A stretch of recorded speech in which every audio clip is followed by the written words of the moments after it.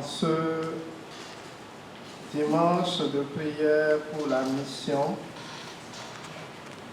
qui conclut aussi notre parcours d'Emmaüs.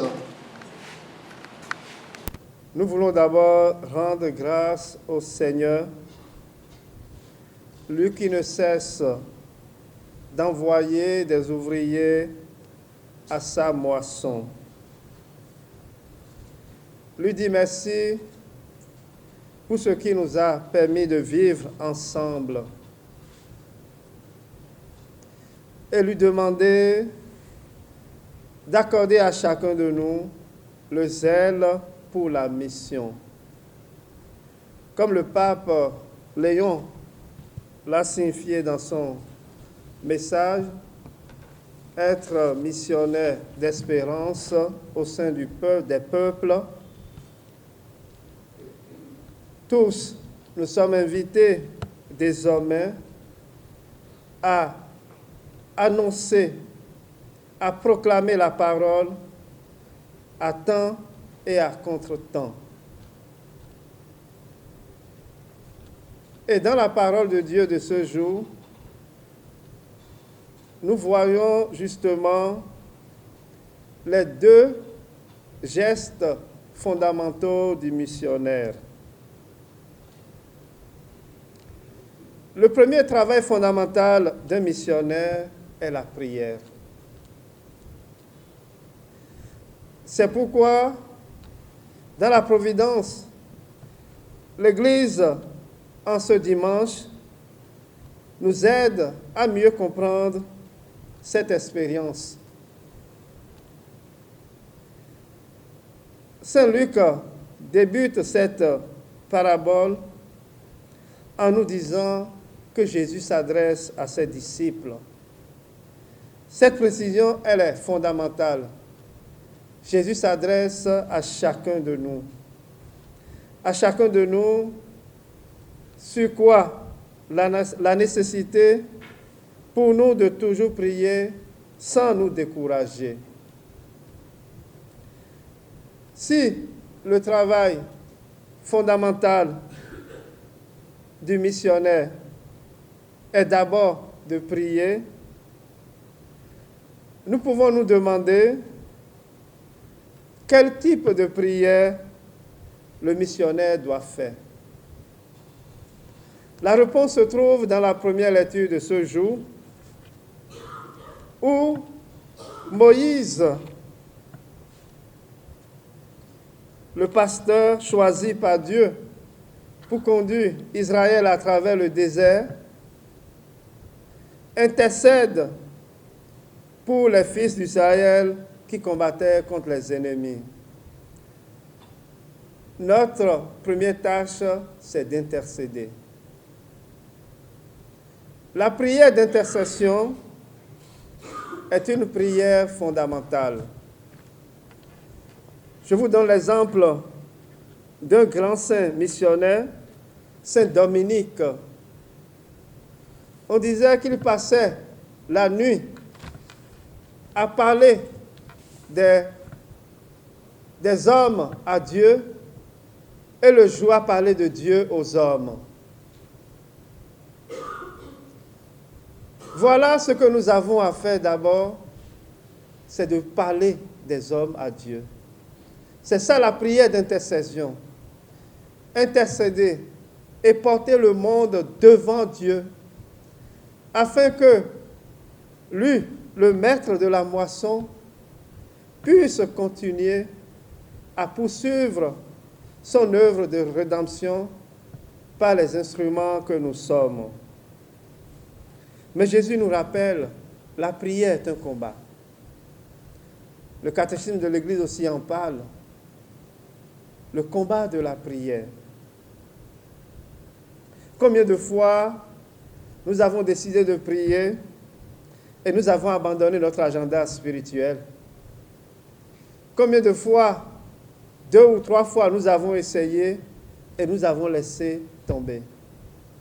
Mais Jésus nous dit aujourd'hui, être missionnaire pour nous, être des disciples missionnaires, comme nous l'avons dit ce matin, c'est de prier sans se décourager. Et pour faire cela, la prière repose désormais sur ce dialogue filial. C'est le cœur d'un fils qui s'adresse à son Père bien-aimé. Et donc, les sentiments qui nous habitent lorsque nous prions sont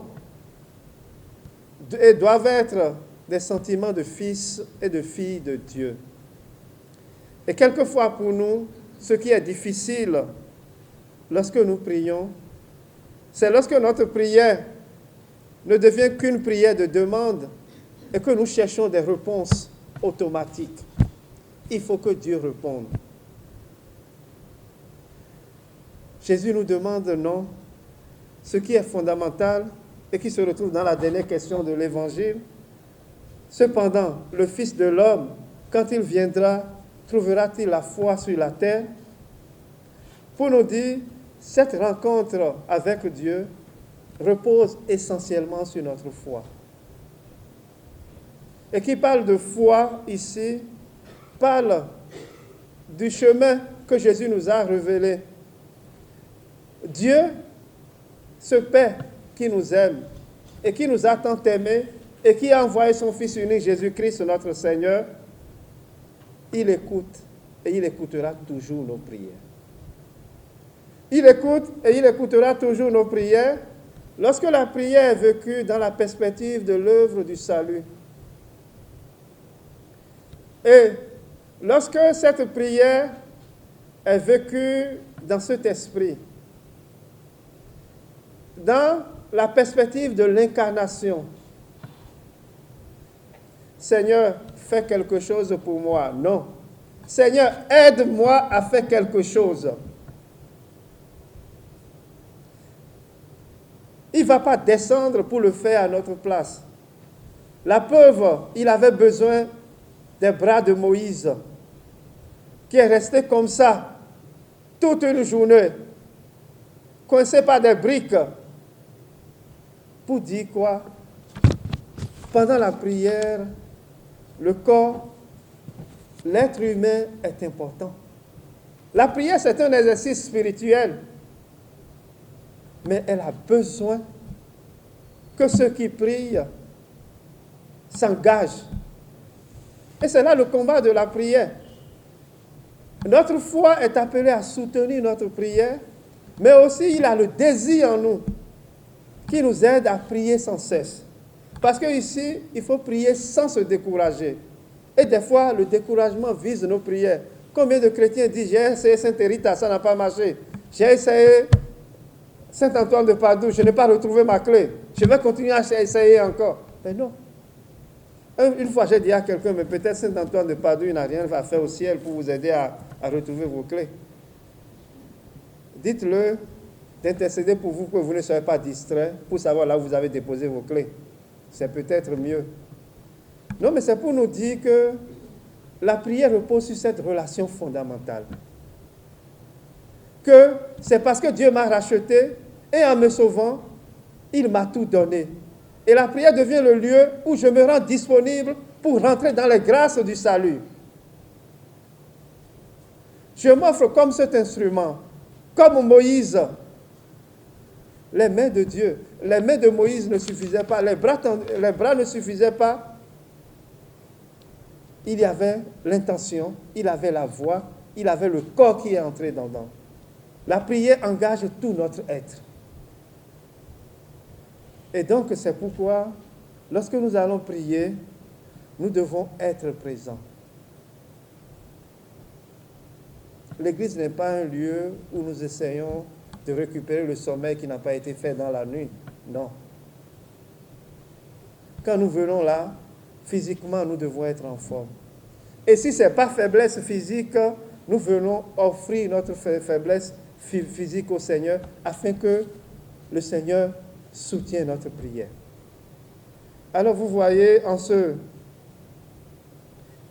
dimanche d'émission, si notre première tâche est de prier, c'est parce que le but de la prière, c'est que le Seigneur nous donne le Saint-Esprit afin que chaque jour, habité par son Esprit, nous puissions témoigner et proclamer la bonne nouvelle.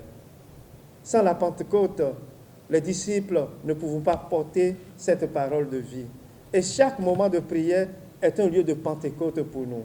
Ce que le Père céleste, le Père éternel, Dieu notre Père, fait pendant la prière, c'est de nous donner le Saint-Esprit.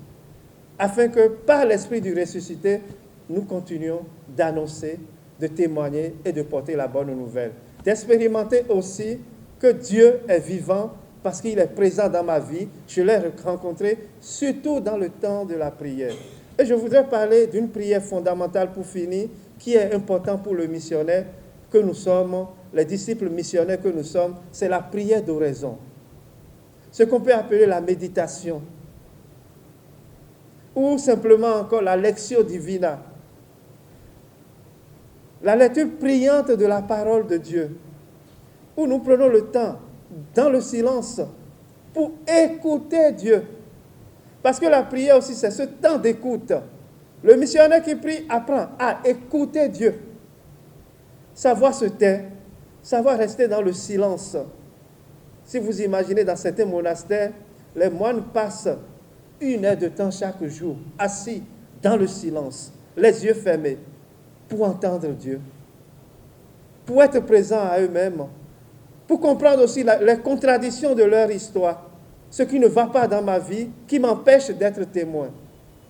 Nous devons laisser Dieu être Dieu en nous non seulement, mais laisser Dieu nous parler, laisser Dieu nous renouveler de l'intérieur. C'est pourquoi le moment de la prière, si ce moment reste fondamental pour l'annonce de la mission, ce moment aussi nous aide à voir et à comprendre de la part du Saint-Esprit, le seul protagoniste de la mission, comment annoncer la bonne nouvelle.